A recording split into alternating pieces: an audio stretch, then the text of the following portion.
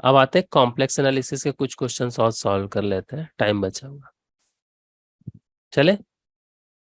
हम्म तो ये 1 मार्क्स का क्वेश्चन है और ये पूछा है D equals to Z belongs to C such that mod Z is less than 1। ये क्या पूछा गया? ओपन यूनिट डिस्क ना, ओपन यूनिट डिस्क दिया हुआ है और एफ फंक्शन डिफाइन है ओपन यूनिट डिस्क से पूरे कॉम्प्लेक्स प्लेन पर। और किस तरह से डिफाइन है कि F Z is equal to Z minus 25 into Z cube. और लास्ट में ये बड़ा अच्छा सा एक्सप्रेशन दे रखा है, लेकिन देखने से डर लग जाएगा, इस तरह का क्वेश्चन है। ठीक है सृष्टि जी, क्लास के बाद डिस्कस कर लेंगे। ज्योति जी बिल्कुल सही है, रॉची थ्योरम का क्वेश्चन है।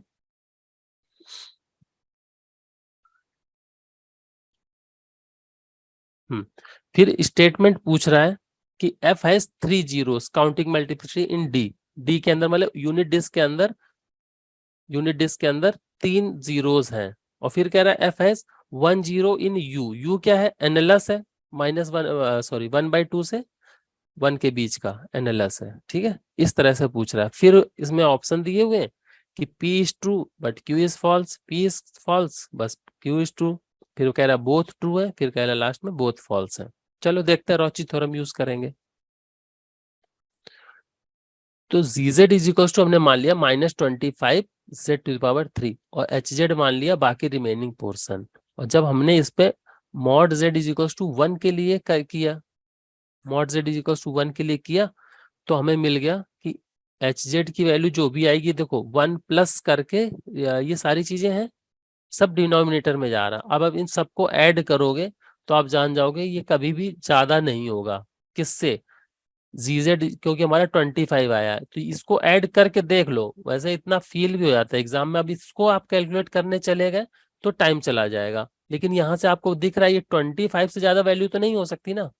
ये क्योंकि 1/समथिंग है, 1/समथिंग, 1/समथिंग। तो अगर इन सबको चलो 1/1 भी मान लो कि 1/1 भी है, तो भी टोटल 5 भी तो हुआ जाकर, 25 तो कभी नहीं होगा, बोलो। ठीक है, तो यहां से क्लियरली हो गया कि जेड एच जेड का मॉड वो लेस देन है जी जेड के मॉड से। तो रॉची थ्योरम क्या बोलती है कि अगर बड़े वाले के अंदर जितने भी जीरोस लाई करते हैं तो इन दोनों के सम के पास भी उतने ही जीरोस होते हैं।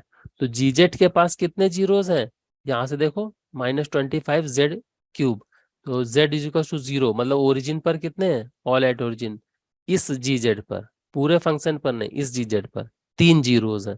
तो इसका मतलब G Z plus H Z that is F Z के पास भी डी के इनसाइड में 3 जीरोस होंगे। और यही स्टेटमेंट पी बोल रहा है कि 3 जीरोस हैं, बिल्कुल सही बोल रहा है। तो स्टेटमेंट पी करेक्ट हो जाएगा। ठीक है, अब एनएलएस समझ लेते हैं। एनएलएस क्या होता है?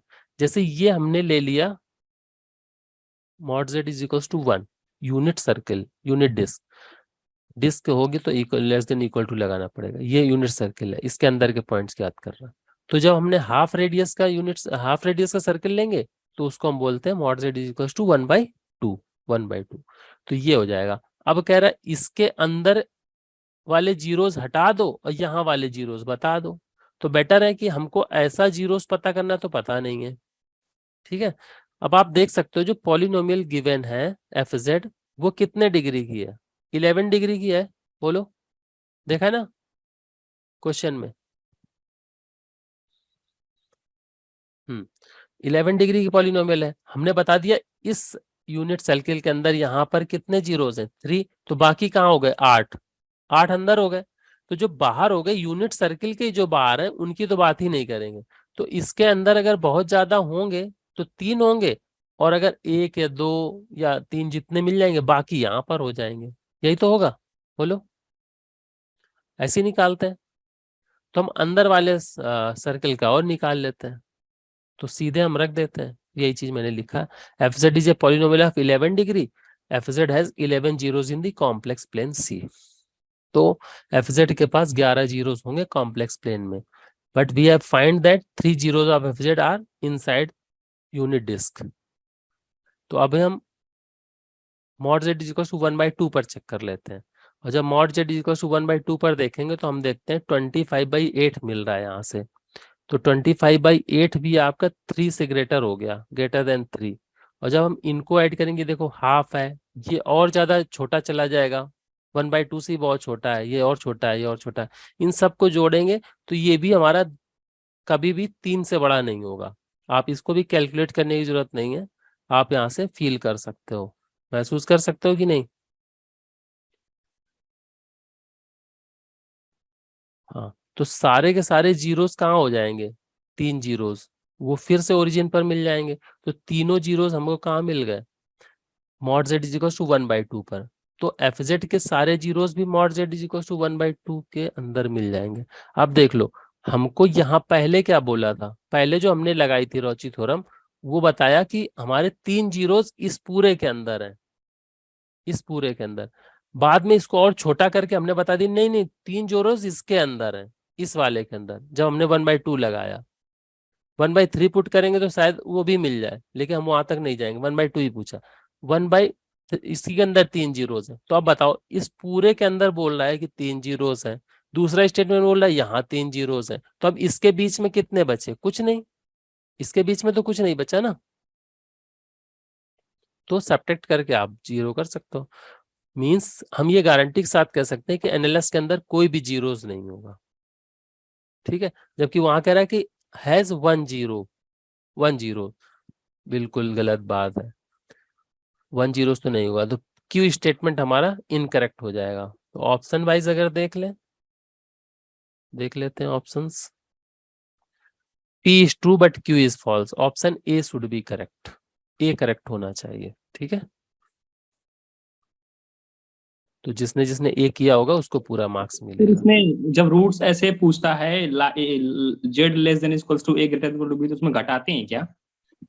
हाँ, अगर एनएलएस में पूछ रहा है तो एनएलएस में तो घटा के निकालना पड़ेगा ना। यस सर, ठीक है। हम्म, मैंने सर किया तो सही है, बट लॉजिक गलत लगाया था मैंने। तो वहां पे भी 3 निकाल लिया और यहाँ पे भी 3 निकाल लिया। दोनों का अच्छा, करेक्ट करके फिर आपको नहीं करेक्ट मारा था। Yes sir.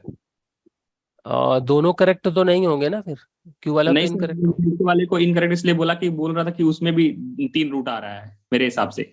नहीं, तो 3 है तो हैज 1 तो है, ओनली 1 थोड़ी है, तो उस हिसाब से हाँ चलो सर, तो आपने गलत उसको लॉजिक भी इनकरेक्ट गलत किया हूँ। लगा दिया। नहीं सर, उसको इनकरेक्ट किया हूँ। नहीं नहीं, आप अभी जो बोल रहे हो ना, मैं उस पर कह रहा हूँ। हाँ आप, सर। मैं समझा देता हूँ, उसके बाद आगे चलते हैं। यहाँ सर पर मतलब मैंने यही टिक किया है, बस लॉजिक गलत दिया है। हाँ, लॉजिक अभी आपने जो बताया ना, यह कह रहा है F has 1 zeros in use. अगर आपने 3 निकाल लिए, मान लो इसके अंदर आपने 3 बोल रहे हो, वैसे तो नहीं है, लेकिन मान लो 3 है, तो वो कह हाँ रहा है सर। एफ हैज 1 जीरो, तो जब 3 है तो 1 तो है ही ना। नहीं सर, अगर 1 0 3 0 एग्जैक्टली सेम कहाँ हुए? क्यों नहीं, ओनली 1 जीरो नहीं बोल रहा ना, हाँ सर, वो बोल रहा है ना कि 1 0। अच्छा, वन हाँ जीरो ठीक है।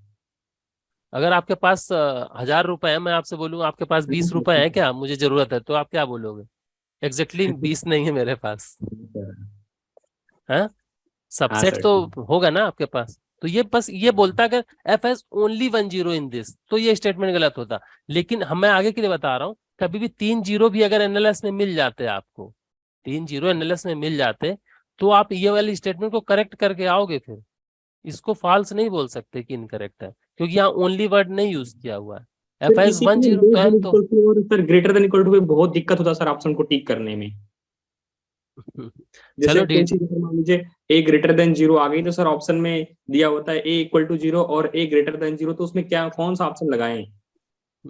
चलो उसको फिर कभी आराम से डिस्कस करेंगे, अभी हम नया बैच भी लेकर आ रहे हैं, तो वहां पर हम क्वेश्चन ही खूब सारे सॉल्व करेंगे। तब ये सारी तरह की छोटी छोटी प्रॉब्लम्स या क्वेश्चन को रीड करना या ऑप्शंस कैसे डिस्कार्ड करने, वो सब डिस्कस करेंगे डिटेल में। और मैं गारंटी लेता हूँ आपको कम से कम लैंग्वेज समझने में मैथ की कोई प्रॉब्लम नहीं रहने वाली है। हाँ सर, पर ये आंसर करेक्ट हो गया सर। ये ऑप्शन, ये आप आपके लॉजिक से करेक्ट नहीं हुआ, चलो लेकिन करेक्ट हो गया, ये बहुत अच्छी बात है। ठीक है, चलो चलें आगे। Yes sir.